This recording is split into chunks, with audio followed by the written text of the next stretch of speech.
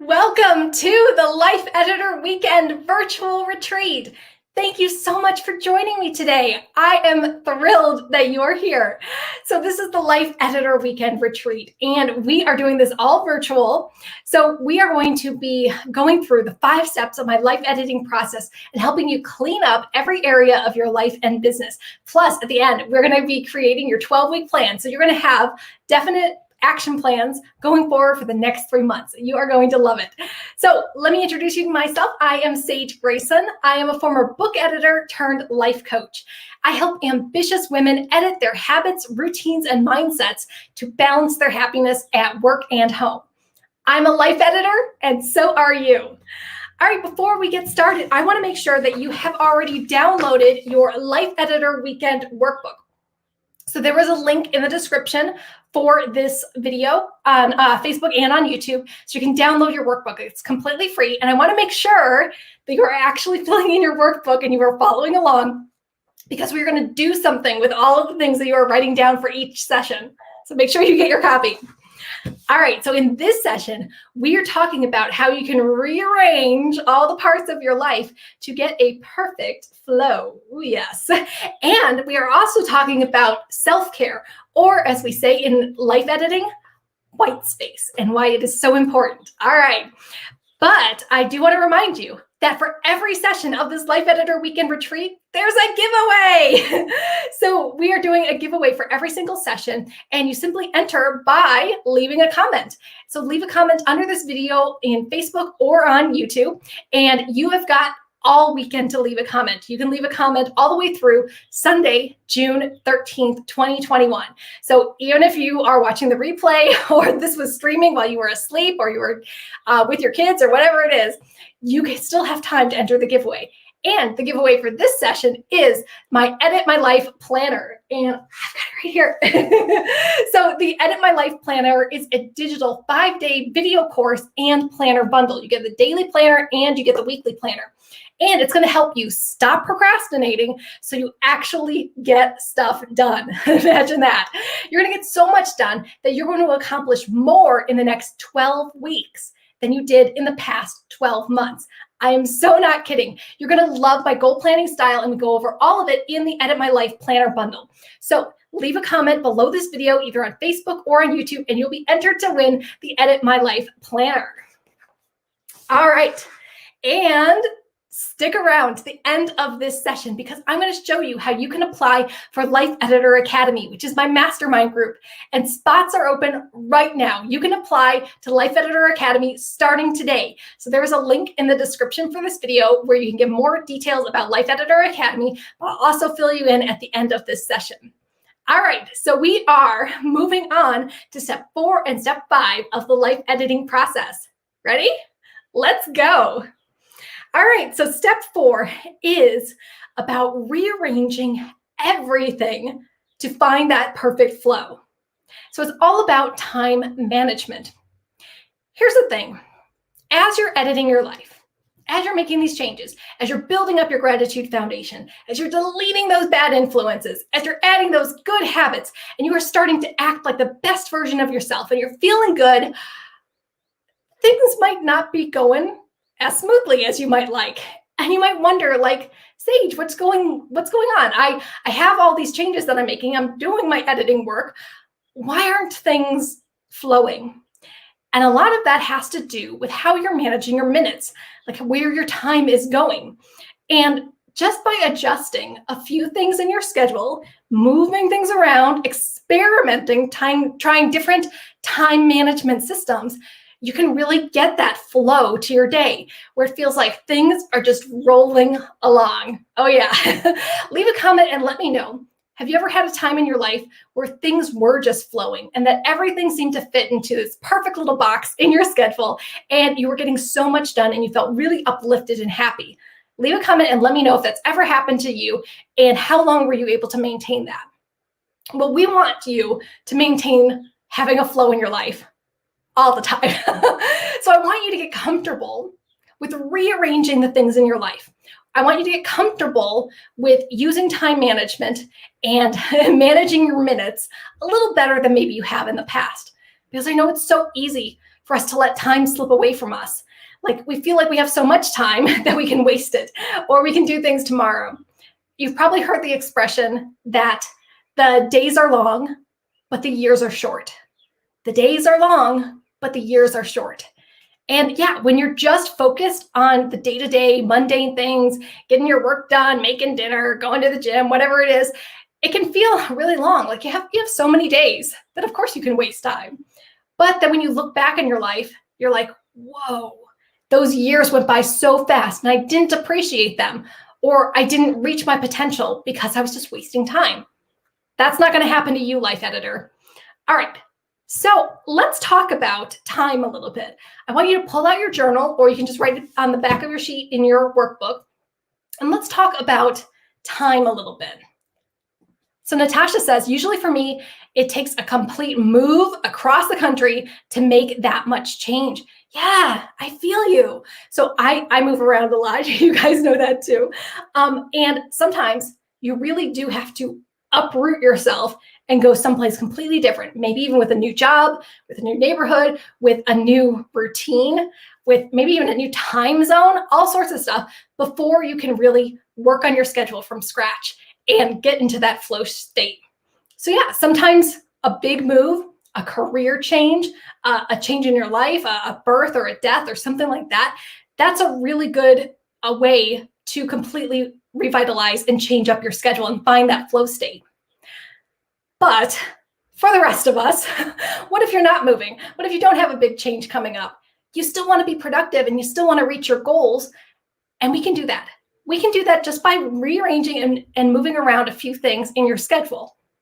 So the way I did this when I was a book editor back in the day, we would have a chapter or we'd have a whole book, and maybe the ideas weren't flowing. Like they would stop at the start, or they'd go off on a tangent here and then come back around. And it was just it was hard to read. It wasn't making a lot of sense. There was no flow to it. But by moving around some paragraphs or putting this idea near the front of the book and this one in the back, we were able to have a better flow to the book. So as you're reading it, everything made sense. So it's going to be the same for your life. Let's do a little journaling about time management and see if we can figure out where things need to be shifted around and rearrange. Okay, so in your journal, I want you to write down, in what situations do you find yourself wasting time? When are you wasting time? And you know you're wasting time. That doesn't mean you have to be productive every single second of the day, because I'm not. But I think you know. I think you know the times when you are wasting time. So we talked about in the last session about how maybe you're just scrolling and scrolling and scrolling through social media, and you're just kind of wasting time or filling time. Maybe it's before bed, you're wasting time. Maybe it takes you a long, long time to get started in the morning before you do your actual work. Like, I know this is common for a lot of people, that you'll sit at your desk in the morning, whether you have your own business or whether you work a corporate job, and you got your coffee and everything, and you're trying to get into your work, but maybe you start work at 9, but you don't really start work until 10. So think about it. In what situations do you find yourself just wasting time? And if you want to leave a comment and let me know when you find yourself wasting time, I bet there's going to be a lot of commonalities between us. All right, next in your journal, write down what activities cause you to lose time when you should be doing something else. What activities cause you to lose time when you should be doing something else? So again, we talked about social media scrolling. Maybe you're losing time going down the rabbit hole of social media when you should be doing something else, or you could be using that time for something more meaningful, like your business work or a hobby or spending time with family. Speaking about family, I'm talking to the moms out there. You know where I'm going with this. Do you end up driving your kids all over the place? Like, do you have no boundaries with your kids? So they have 2, 3, 4 different activities every single week, and you're the chauffeur. So you're driving your kids here, and you're driving your kids there, and you're driving them there, and you're losing so much time. You're losing hours every day for your kids' activities, for being Mrs. Chauffeur. And that's not your job. So maybe that's something that you can work on by putting a boundary around your kids' activity. We talked about this in the Life Editor Clubhouse earlier this week. We were talking about limiting your kids' activities to 1 activity per week. so that you're not driving them all over the place and wasting your time, because your time is valuable too. Or maybe coming up with a carpool schedule with the other moms, or having your kids be creative. And maybe if they're old enough, they can buy their own car and drive themselves where they need to go. Or maybe they can pay for an Uber if they insist on having 3 or 4 activities. Like figuring out different ways to manage your time so you can have your minutes back. So that's number 2, is any activities where you lose time when you could be doing something else. And then the final thing I want you to put in your journal is, what projects and tasks do you work on that always seem to take longer than expected? What things take longer than expected? So maybe you think, oh, I'll get this report out in an hour, and it ends up taking 3 hours. Or you think you're going to clean your house really fast, and it ends up taking all weekend, and you didn't have a chance to do anything else. Or you want to write a blog post or record a video, but then like editing the video takes hours and hours and hours and hours. Is there anything that you're doing that always seems to take longer than you expect, and it messes up your schedule, it pushes other things to the side, like, oh, I was going to do that thing, but now I can't because this took too long? Yeah, I think that happens to all of us. We need to get better about estimating how long things are going to take, and maybe making things like templates or instructions, or delegating things to other people so that we can get some of that time back. All right, so in your journal, let's just recap. So what situations do you find yourself wasting time? What activities cause you to lose time when you could be doing something else? And then what projects and tasks always take longer than expected? Remember to leave a comment underneath this video, either on Facebook or on YouTube, and you'll be entered to win the giveaway. And the giveaway for this session is the Edit My Life Planner, which is a 5-day video course and planner bundle. All right. I've got some great ideas for you. If you need some help thinking about how can you rearrange your time? How can you find that flow state? So maybe right now, your days kind of are like a stop, start, stop, start, stop, start. Like you do a little bit of work and then you get distracted again. Or you do a little bit of work and then your kids need you. Or you do a little bit of work and then there's a meeting you got to go to, a meeting that probably could have been an email, and that takes an hour, or whatever it is. Or maybe you run your own business, but you're the bottleneck for the business, and everyone needs your approval before anything can get done. So your videographer has to talk to you, your website person has to talk to you, your marketing manager needs to talk to you, your assistant needs to talk to you, and you're busy like answering all these little questions when you could give autonomy to some of these other people and delegate them and let them make the decisions instead of everything going through you. I know that happens to a lot of moms too. Like mom has final say in everything. So everyone comes to you and everything gets backed up. Okay, here are some great examples for ways you can rearrange your schedule. You could bookend your day for balance. Bookend. How many of you have heard of bookending? Leave a comment and let me know if you've heard of bookending or if you actually use it in your life. There is a very popular class in the Life Editor Clubhouse membership site called Bookend Your Life for Balance. And what bookending is, because I'm a former book editor, everything's got to be bookish for me. But anyway, bookending is when you do something in the morning and you do something in the evening, and it balances your day. So usually it's some kind of self-care. So maybe you will run a mile around your neighborhood in the morning, and then you'll do yoga and stretching in the afternoon. So you kind of balance yourself that way. Or maybe you will say affirmations in the morning, and then in the evening, you'll do some kind of chanting meditation. Or maybe in the morning, you'll read a book to help you with your business, and then in the evening, you'll read a book that's just for fun. That's whatever you want to read about.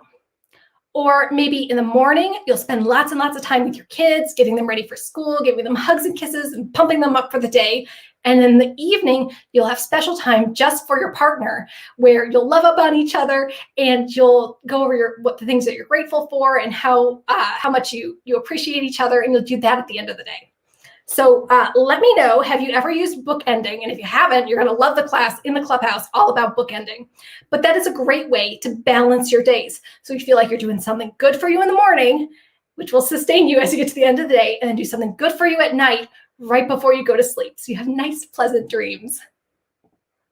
So Sarah says paying bills would take too long, so I set up an auto pay for everything I could. Big help. Oh my goodness. How many of you have done this before? Like, I'm 100% with you. Auto pay, auto pay.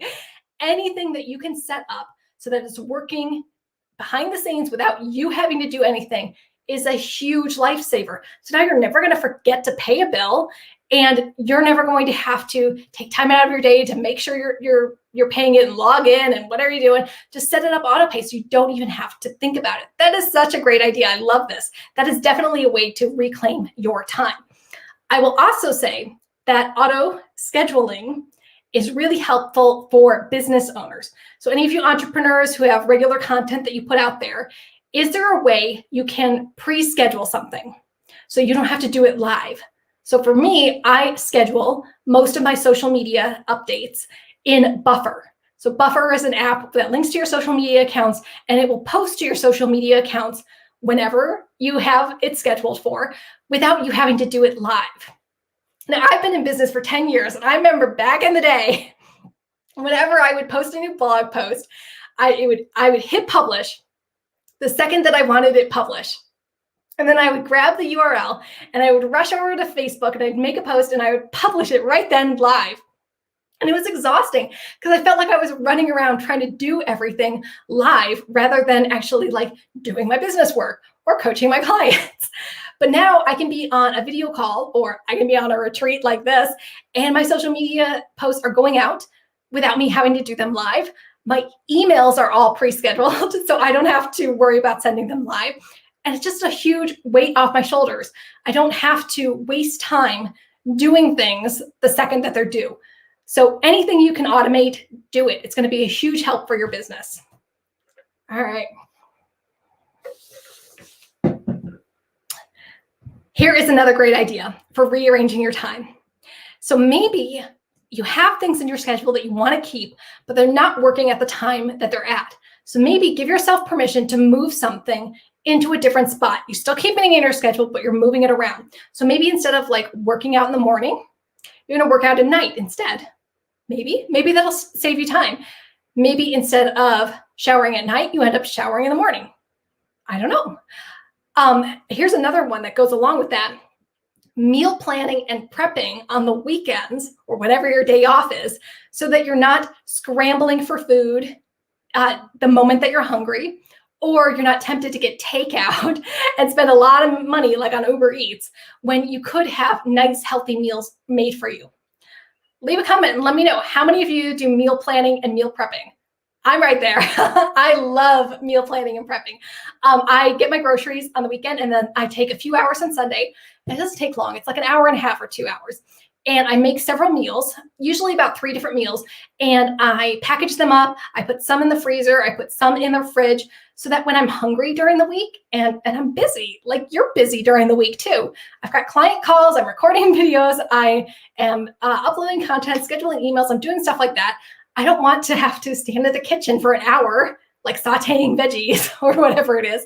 I like to have my meals already made for me. So I quickly heat it up. I can eat a nice, good meal, probably better than anything you could get like quickly. Like I'm not just eating a granola bar and calling it a day. No, I'm having a properly balanced meal. And then I can get on with my day. So I highly, highly recommend if you want to take back some time during your day and be a little bit more organized and a little bit more mindful with your health, try meal planning and meal prepping. It's wonderful. All right. Next way to rearrange your time, which I gotta say is really, really popular with my clients, is doing Pomodoro sprints. So the Pomodoro technique is a time management technique where you set a timer on your phone for 25 minutes. And in those 25 minutes, you do whatever your genius work is. You write a report, you schedule an email, you clean up your house, whatever your work is, you do it for 25 minutes. Then you take a 5-minute break. So 25 minutes of work and then a 5-minute break. And as you're doing those sprints, you repeat them over and over. So 25 minutes on, 5-minute break, 25 minutes on, 5-minute break. And you do that for at least a couple hours. And the thing is, it's going to keep you rolling forward and getting your work done without the burnout. We like not having burnout. I gotta tell you, those 5-minute breaks are really meaningful. It gives you a chance to get some water, gives you a chance to use the bathroom, gives you a chance to stretch and refocus. So you're not having breaks whenever. You're actually being more mindful and being more intentional with your time. I want you to be intentional with your time. So Pomodoro sprints are actually really popular with writers. And I follow a bunch of writers on YouTube, and they actually do sprinting where they'll set a timer for 25 minutes and they'll start writing. And then all of their followers, wherever they're watching from, will do their writing. And then they'll all take their 5-minute break together. So a lot of my clients obviously are writers. Because I'm an editor, I tend to attract writers. And they found that Pomodoro sprints, 25 minutes on, 5 minutes off, really helps them get more done. And it doesn't have to be the best thing that you've written, but it's just writing and doing something productive for those 25 minutes. And maybe it'll take you a few minutes to actually get into your groove and get going. But by sectioning off that time and making sure you're replenishing yourself with the breaks, you'll actually get more done than if you just said, oh, I need to do this project sometime today. No, we're going to be really intentional with your time because your minutes matter. All right, next idea for rearranging your time is to do all of your chores and errands on one day. Now, this might not be possible for everyone, but if you can, think about it. If you have to run a bunch of errands, like you got to go to the post office, or you got to go grocery shopping, or you got to pick up the dry cleaning, or whatever it is, where you're going to be in the car and you've got to go to a bunch of places, can you batch all of those together and do all of them on one day? Like do them all Friday afternoon, or do them all Saturday morning, or do them all Tuesday morning, or whenever it makes sense for your schedule. That way you're not leaving and doing something and coming back over and over and over again all week long. You're keeping those tasks batched together. So anything that you have to do out, make sure you're batching at least another errand that has to take place outside the house together with that. Or if you need to do other chores around the house, can you do them all together at one day rather than sprinkling them throughout the week? I know this is really helpful for people who work from home or have their own businesses that they run from home. So you're not being pulled in different directions like, oh, I got to do this chore today and I got to do that chore today. Like do all of it on one day so you can actually use those other days for focused, intentional work. All right. You know what this last one is? This last one comes from Startup in 60, which is my time management course for entrepreneurs. I want you to find some kind of time management schedule that works best for you and stick with it for a minimum of 2 weeks so you can get into the groove with it. And the 3 time management schedules that I recommend the most are pacing schedules, batch schedules, or time blocking schedules. And we go into much more detail of these different schedules in the Startup in 60 program. So check that out if you haven't already.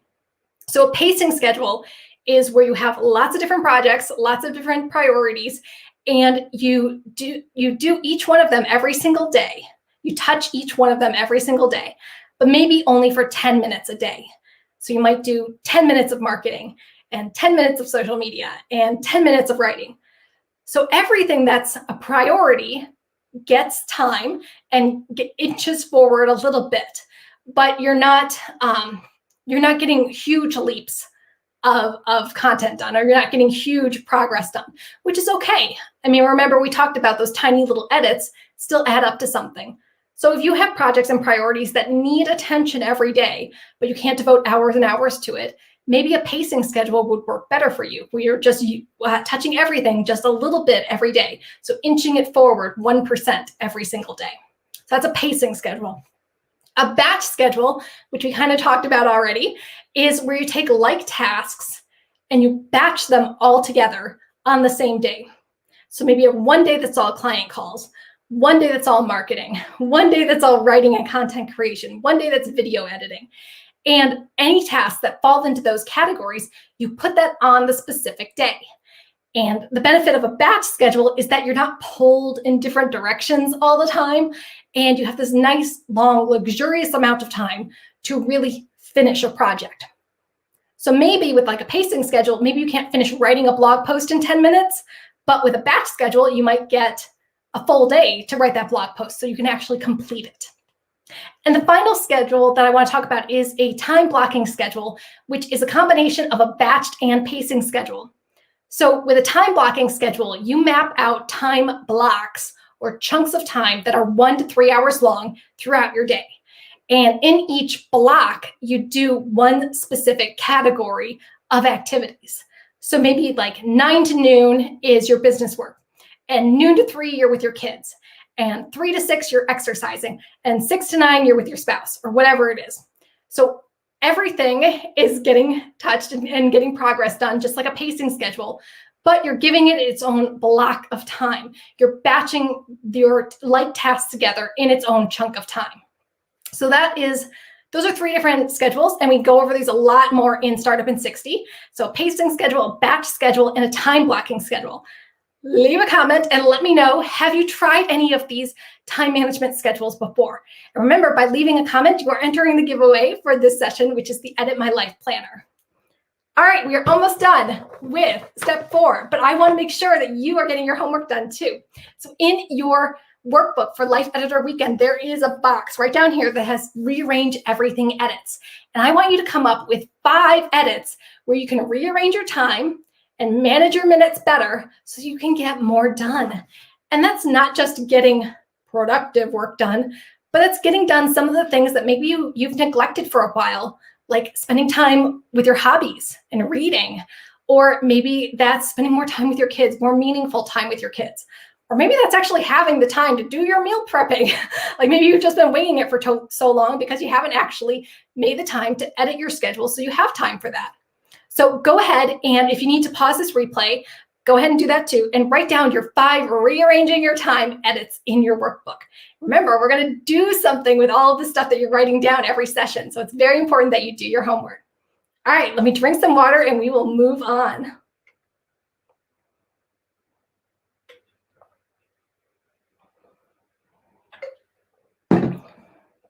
All right, we ready? Next in the life editing process is the final step. Step 5, make white space for personal self-care. And the thing is, I call step 5 the final step, but it's not really the final step. For any of you who have seen the visual of my life editing process, you know it's a circle. And you go round and round and round many, many times. So sometimes you'll go through the life editing process just in general for every area of your life. Kind of what we're doing today during the Life Editor Weekend Retreat. And sometimes you'll go through the process just with one area of your life. Like maybe you just want to edit your business. So you go through the 5 steps just for your business. Or maybe you want to go through the 5 steps just for your finances. It's completely up to you. The life editing process is really customizable. But let's talk about why white space, also known as self-care, is the last step. So when I say make white space, going back to my book editing days, white space is a publishing term, and it literally means the white space on a printed page, which is usually found around the margins of any book or any magazine. So white space in publishing is where the reader's eyes have a place to rest and relax. You're not bombarded by text or images. It helps make it reading more pleasurable when the page isn't completely full. So that's white space in publishing. So white space in life editing is where you get a chance to rest and relax and recharge. It's self-care. And this is where you can work on your physical, mental, and emotional health by taking care of yourself. So white space is all about being good to you and filling your cup. But white space is also about being vulnerable and being okay with your flaws and giving yourself a break. Like showing compassion to yourself when you make a mistake, that's also white space. It's also a form of self-love. So here's the question I get asked a lot. If self-care is so important, why is it the last step of life editing? I don't know. If you've taken other coaching programs or any other self-development programs, they might have self-care as one of their first steps, but it's the last one for life editing. Why? Why is that? Well, there's a very good reason that I keep self-care last. And I developed this after coaching many, many clients, realizing that self-care could never be the first step. It couldn't even be near the first step. And this is because when people are trying to make changes in their lives, when there's all these obstacles and challenges and things that they want to fix, and they have this beautiful life that they want to live, this ideal self that we talked about in a previous session, when they're so stressed out, they can't even begin to think about self-care before they clean up their lives, before they make the time and the space to do so, before they have that breathing space to have that energy to make those big changes. So they can't even begin thinking about being their best selves or focusing on themselves until they do some of this groundwork. And I think that's really telling. Like, how are you supposed to have time for self-care if you don't even have time during the day to take a potty break? Like, really? Or how can you focus on self-care when you have all of these bad influences negatively affecting you? Like, are you going to take a bubble bath when you have a job that's sucking your soul? Or are you going to spend time reading all day when you have debt collectors pounding on your door? Like, really, you've got to do some of this groundwork. You got to create that strong foundation so you can do your work. Then you've got to delete those bad influences and get them out of your life. Then you got to start acting like your ideal self and adding in those good habits. Then you got to use your time right and rearrange things before you can even think about self-care. And I'm not trying to be rude about that. I'm not trying to say, like, you don't need self-care yet, like, do your work.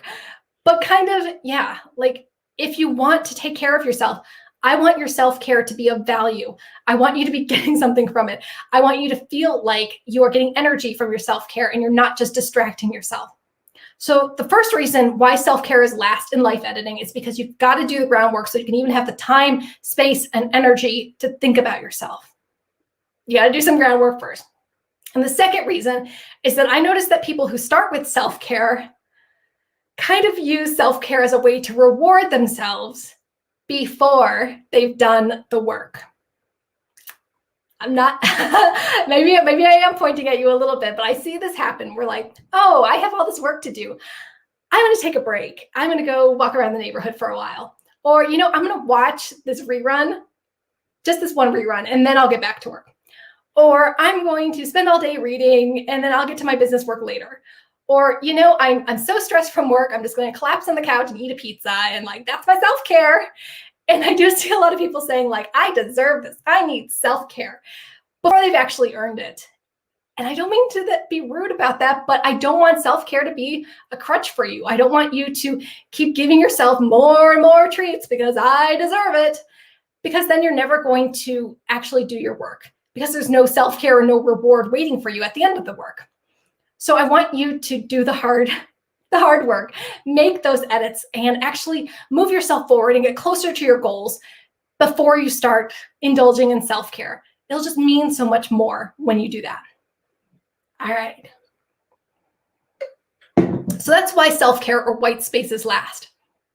But now I want to make a big point about self-care. I want to differentiate self-care from self-comfort. Those of you who have been life editors for a long time, we talk about this a lot because people get it messed up a lot too. And you might think you're getting self-care, but you're actually doing self-comfort. So let's make this really crystal clear so you know for a fact if what you're doing is actually caring for you or if you're just comforting yourself. So self-care is any activity that cares for you. It gives you energy and you feel better after you have done that self-care. Now, your self-care activities are different for everybody. The things that light you up and give you energy might be different from somebody else. But some common forms of self-care might be like reading a book or taking time for a hobby or exercising for some of you, or having a really meaningful conversation or bonding or having quality time with someone. So yeah, when you do that self-care activity, you're going to feel good. You're going to feel energized. You're going to feel better after you've done that self-care activity. You're caring for yourself and you're giving yourself energy. On the other hand, self-comfort activities comfort you in the moment, but they are numbing you out. Self-comfort activities are things that you're doing for yourself so you don't have to face some of the hard emotions and hard situations in your life. So you might be self-comforting yourself by watching 5 hours of TV every night because you hate your job. Or you might be self-comforting yourself by eating tubs of ice cream because you're unhappy in your relationship and you don't want to think about it, or you don't want to do the hard work of maybe breaking up or moving out. Or you might be comforting yourself in other ways, like through drugs or alcohol, or making poor decisions. Because, those are scary things in my life and I don't want to think about them, so I'm going to comfort myself with whatever it is. So self-comfort things do not give you energy. They do not light you up inside. You do not feel better after them. The best you can hope for from a self-comforting activity is that you feel neutral, that you feel the exact same as when you started. So a self-comfort activity numbs you out. You are not thinking about the things that you have to do. So yeah, I think probably you've heard this before. So Abdo says, nice. Yeah. And I don't think you're a bad person if you fall into self-comfort. I think it's probably just because nobody's made the differentiation between self-care and self-comfort. So think about that when you're thinking about things like, oh, I give myself self-care all the time. Do you really? Really? Or are you just numbing yourself? Are you giving yourself self-comfort? So again, just to recap, self-care activities care for you. They give you energy. You feel better after doing them. A bubble bath, a meaningful conversation, enjoying a hobby, exercising, and something's going to be different for you. Whatever lights you up and gives you energy, that is your self-care. That's true self-care. Self-comfort numbs you out and comforts you in the moment, so you don't have to think about the hard problems in your life. So you don't have to take action. Sitting on the couch eating a chocolate cake. Nope. So you don't have to think about your bad jobs. You don't have to think about your debt. So you don't have to think about your bad relationship. That's self-comfort. That's not actually caring for you. And let's put this out there. Sometimes self-care can be really difficult. Like, a good way to care for yourself and to give yourself energy is to make those tough decisions and to do some of the hard work. So yeah, maybe it's a caring thing to do for yourself to cut off a toxic friendship or to quit a job that's dragging you down and hurting you. Or maybe you really do need to have a strong, honest conversation with somebody.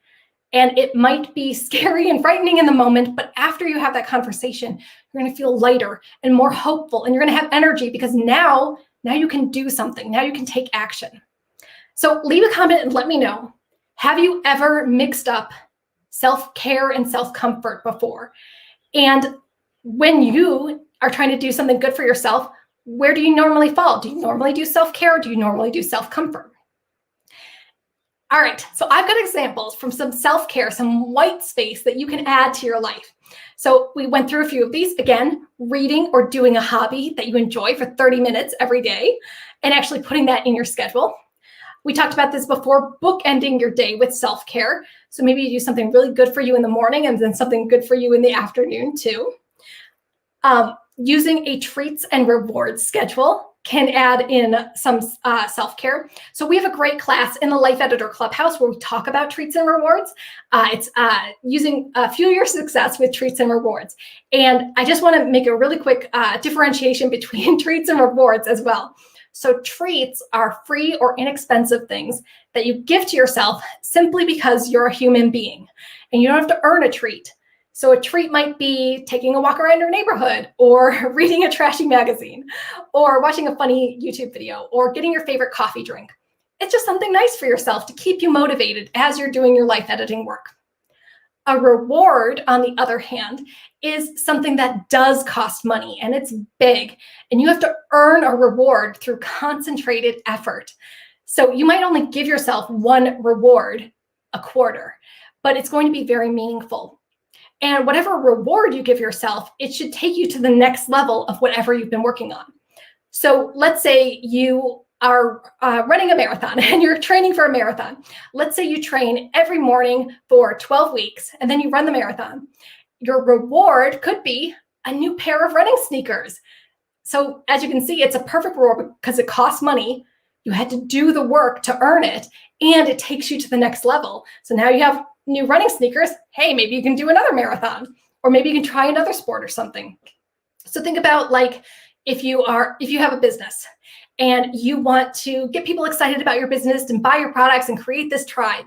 So let's say you post a video or a blog post once a week for 12 weeks and to build that audience, get traffic to your website, or maybe you send an email to your email list once a week for 12 weeks. And then at the end of that, you can reward yourself with, I don't know, maybe a coaching program. I'm just going to put that out there. The Academy is open now. You can apply for the Academy starting today. But see, if you do the work for your business and you complete all the tasks for it and you actually work towards that thing, you earn that reward that costs money, and that reward should take you to the next level. So if you are growing a business, then buying a coaching program or hiring a coach can take you to the next level of success with your business. That makes sense, the difference between treats and rewards. Treats are daily, free, or inexpensive things just because you're you. And rewards cost money, they're big, and you earn them through concentrated effort.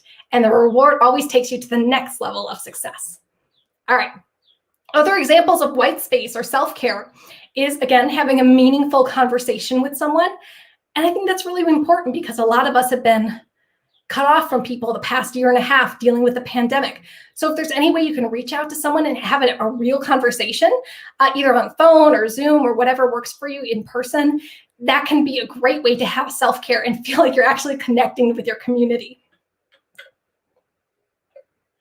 And my last idea for self-care for white space, which I get a lot of pushback from, but I'm going to say it anyway, is that I want you to take off at least 2 days every single week. And they don't have to be weekend days, but they could be whenever your days off are. I know it's really easy for us to feel like, well, I'm so important and I've got a business now, or I'm a mom and I've got to be there for everyone. But taking 2 days off a week where you don't have obligations, where you don't have appointments, where you don't have to be anywhere is so important for filling your cup, for replenishing your energy, and for making sure you have that time to do the things that are important to you. I hear people say all the time, like, I don't have time for hobbies. I don't have time to take care of my health. Well, you do if you take 2 days off every single week. So leave a comment and let me know, which of these white space self-care activities have you tried before? What do you do now for your self-care or white space? And honestly, do you take enough time off during the week, or are you kind of like those hustling people where you never ever stop and you just keep going every single day? It doesn't matter if it's a weekend. Just let me know. All right, time for some homework. You know what we're doing. Grab your workbook, and in your workbook, you've got a spot here where it's asking you to write down 5 white space edits. So 5 self-care edits that you want to work on. So maybe you do need to incorporate time for your health. Maybe you do need to start meal planning or prepping. Maybe you do need to schedule having a conversation with someone. Maybe you do need to figure out your treats and reward schedule and come up with some really good treat and reward ideas. When we get to our 12-week plan, which is in session 7, we're going to come up with your reward for the end of the 12 weeks. So stick around, we're going to do that. And so write down your 5 white space edits in your workbook. And remember, if you're watching the replay, go ahead and pause, take time to fill out the workbook because we're going to be using it later in the retreat. All right, as I mentioned before, every session is a giveaway for one of my digital products. And this session, I am giving away a copy of my Edit My Life Planner, which I have right here. So this way you enter is just simply leave a comment underneath the video here on Facebook or on YouTube. And I will choose a comment, choose someone who comments to win the Edit My Life Planner, which is a 5-day video course and planner bundle. You get the daily planner and the weekly planner. And it's going to help you get more done in the next 12 weeks than you did in the past 12 months. And you're just going to love my unique way of doing goals and planning. So be sure to leave a comment. Even if you're watching the replay, remember you've got through Sunday, June 13th, 2021 to leave a comment under the videos to enter the giveaway. And as we talked about before, this Life Editor Weekend Retreat is the kickoff, the launch party of my Life Editor Academy Mastermind group. So doors are open right now for the Academy, and there's a link in the description, and let me pull it up here. There you go. So it's bit.ly/LEA group for the Academy. So Life Editor Academy is a mastermind group for women who are ready to stop procrastinating and reach all of their big goals. So it's the best of both worlds. You're going to get one-on-one private coaching with me, plus group coaching with your Academy sisters. There's accountability partners, a book club, and monthly themed interactive retreats. So if you love this retreat that we're doing right now, then you are going to love Life Editor Academy. But I don't want you just to take my word for it. I have a testimonial from one of the ladies who has completed the Academy, just so you can get an idea of what it's really like to be a part of this wonderful mastermind group. So let me pull up that video and you can take a look at that. Cook. I own and run Sunstone Bookkeeping, and we are a bookkeeping firm that provides financial support and reporting for animal-related businesses like veterinarians, doggy groomers, doggy daycare services, breeders, trainers, anyone who helps folks take good care of their pets. And I am at www.sunstonebookkeeping.com. Well, I joined Life Editor Academy because after my husband decided to take a very well-deserved sabbatical, I wanted to have the chance to start my own business. But in the midst of doing that, I was also coming back from England, so I was reacquainting myself with the United States and all of my different idiosyncrasies from living there, getting a car, all of those things. And I just needed somebody to serve and help as a focal point to say, okay, here are what you said your priorities are. Let's work on a plan to get them done, and have somebody to check in with, to vent or celebrate or bounce ideas off of. And I had read about Sage's program and really liked her planner and decided I wanted to work with her to help me get everything organized. Well, I mainly joined for starting up my business because Sage has really great programs on how to get a business started in terms of focus, in terms of options, in terms of marketing and branding yourself. So what really changed with me is honing in what I wanted to do exactly as a bookkeeper, specifically working with veterinarians and other animal care businesses. So she has been very helpful in keeping me on that track, even when I was tearing my hair out because others were telling me, no, don't specialize. But it turns out she was my champion to keep me on that particular path, and I never swayed away from it. And as a result, I'm actually getting some pretty good traction. She also helped me with ideas on branding, ideas on finding new clients via the internet.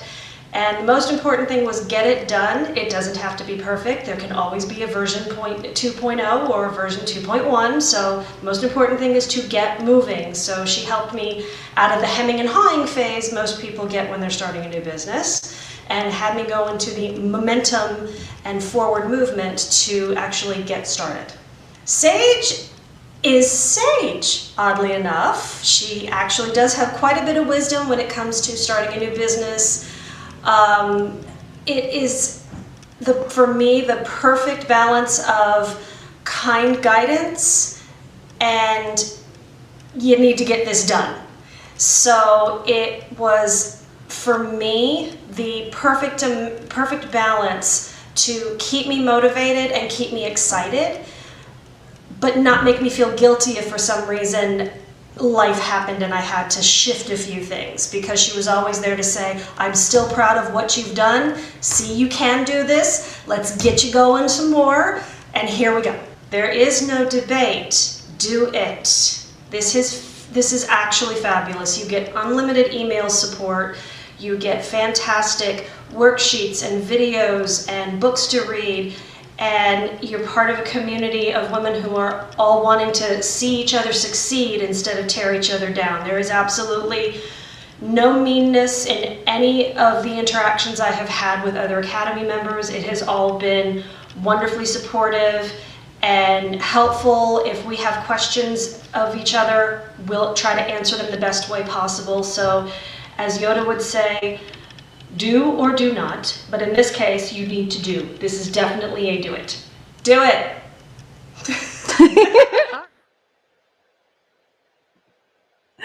Do it.